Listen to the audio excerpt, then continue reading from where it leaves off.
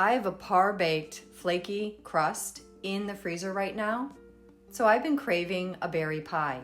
Not sure which berries or fruit are in season right now at the farmer's market, but I've also been craving coconut, so I'm going to make a streusel. Streusel is a short dough.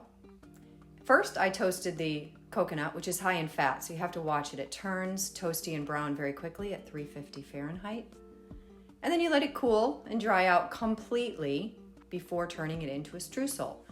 Streusels or crumbles are great because you can mix them to small pieces or large decorative pieces, and they bake up like a cookie. You don't need to sift the flour. Everything goes in the bowl.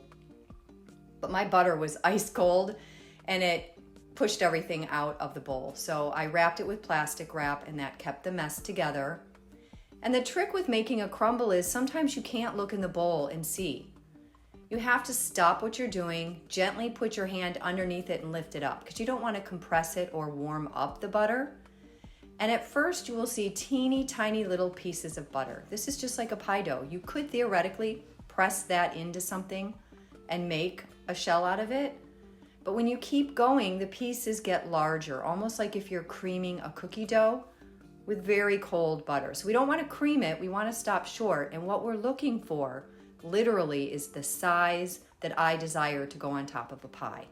The pie is large, so I'd like medium to larger pieces.